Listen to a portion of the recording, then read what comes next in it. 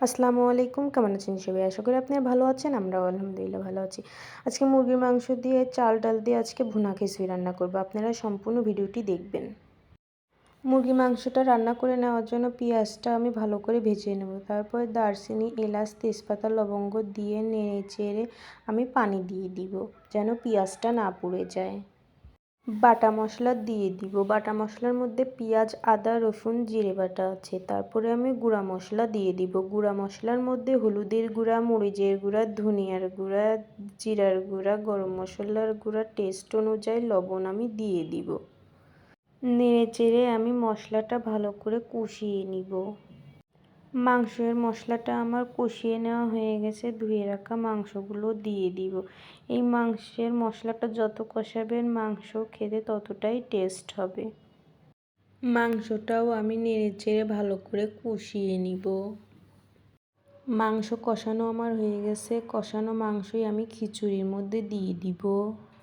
আজকের খিচুড়ি রান্না করব আমি প্রেসার কুকারে। প্রেসার কুকারের মধ্যে আমি পেঁয়াজ, কাঁচামরিচ, রসুন দিয়ে দিব। গুঁড়া মশলা দিয়ে দিব। গুঁড়া মশলার মধ্যে হলুদের গুঁড়া, মরিচের গুঁড়া, ধনিয়ার গুঁড়া, জিরার গুঁড়া, সামান্য একটু গরম মশলার গুঁড়া, টেস্ট অনুযায়ী লবণ দিয়ে দিব। বাটা মশলা দিয়ে দিব। বাটা মশলার মধ্যে পেঁয়াজ, আদা, রসুন, জিরে বাটা আছে। আর পরিমাণ মতো তেল দিয়ে দিব।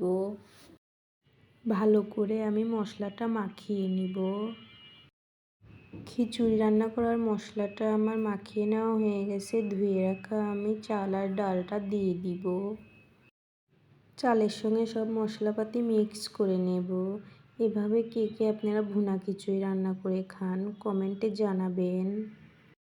চালটা আমার মাখিয়ে নেওয়া হয়ে গেছে। পরিমাণ মতো আমি পানি দিয়ে দিব। কষিয়ে রাখা মুরগির মাংসগুলো আমি খিচুড়ির মধ্যে দিয়ে দিব। নেড়ে চেড়ে আমি প্রেসার কুকারের ঢাকনাটা দিয়ে দিব। 3টা শিস উঠলেই আমি খিচুড়িটা নামিয়ে নিব। আমার ভুনা খিচুড়ি রান্নাটা কমপ্লিট, আমি নামিয়ে নিব। এভাবে আপনারা রান্না করে খেয়ে দেখবেন, অনেক টেস্ট হয়। খিচুড়ি রান্নার কালারটা কেমন হয়েছে জানাবেন।